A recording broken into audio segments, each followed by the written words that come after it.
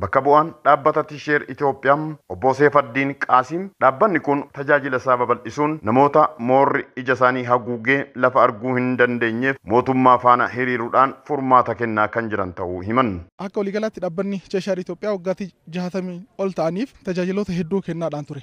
Bara kanarraa eegalee ammootu tajaajila yaala ijaas dabalatee dhufeera. Hospitaala Malkaa Odaa waliin ta'uudhaan kan hojjetamaa jirudha. Yeroo jalqabaatti namoota 2700 fi achi ol ta'an aanota garagaraarra deemuudhaan namoota dhibee moora ijaa qaban adda baafnee turre. Yeroo ammaa kanatti guyyaa lamaan kana keessatti namoota 77f tajaajila yaala ijaa moora ijaa kennameetiin kan jirudha jechuudha. Hojii gaggeessaan hospitaala waliigala Malkaa Odaa obbo Sultaan Huseen mootummaan rakkoo hawaas dinagdee uummata isaa furuuf xiyyeeffannoo kennee hojii hojjechaa jiru keessaa inisheetiiviin tajaajila lammummaa tokko ta'uu himanii tajaajila kana bu'uura godhachuun lammiilee yaala salphaaf qaroo ija isaanii dhabanii manatti hafan calaluun dukkana keessaa ifatti akka bahaniif hojjechaa kan jiran ta'uu himaniiru.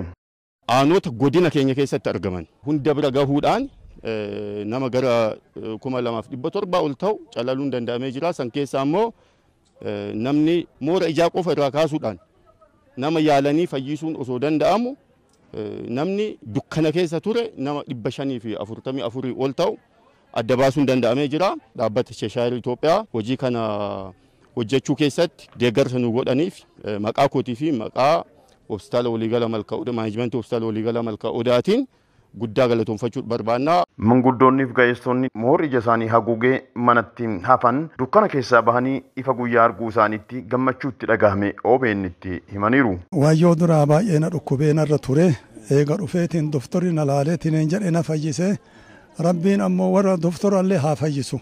Qalbii jarallee rabbi haa fayyisu yaada jarallee rabbi haa fayyisu amma kunoo fayyee ilaalan bareetti arga kunoo amma gammachuu irra jira rabbi isin haa gammachiisu jechuudha. Osoo daa'imman kiyyan guddifatin osoo dalagadhee dharraan bahin jaamee manatti hafuuf ka'ee jechaadha. Kanaafi ani deebi'ee ija tanatti deebanatti fakkaanne amma na argite galata rabbii guddaa ni maan ija gahu hin jiru. Harkaaluu qofi xadhee duujitii yaan argee jedhee dubbadhe garuu eega rabbi fayyaa namaa kenne maraanuu rabbi fayyaa namaa kennu keessa wanni ija gahu hin jiru.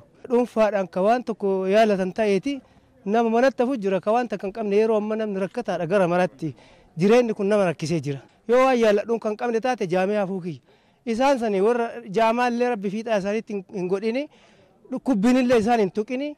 Namoota yaala kan argatan keessaa aadde Jamilaa Muhammadis tokko yommuu ta'an isaanis akkuma nama kamiituu ofiin bahanii galuun qoraan cabsanii gabaa dhaqatanii loon bobbaasanii galfachuun maatii isaanii horachaa kan turan ta'uu himanii waggaa tokko as garuu ijji isaanii qabamee halkaniif guyyaa gargar baafachuu dadhabuudhaan jireenya hirkattummaaf saaxilamanii kan turan ta'uu himanii amma garuu galanni kan ogeeyyii fayyaa haa ta'u namaan masakamuurraa bilisa bahee jira jechuun gammachuutti dhagahame ibsaniiru. Akki duraan jiru dukkana adda garuu guutuu nama bifa gurraachaaf diimaa adda baafadhe sa'a kiyya ka ilmachoo dadhabee amma galee hin argaa miti waan jedhu kaleessa dukkana turee adda ganama immoo ifatti bahe alhamdulillahi rabbil alamin qaama kana hojjateef galanni kiyya garuu akka namaati miti akka rabbiiti galata rabbiin gaafadha.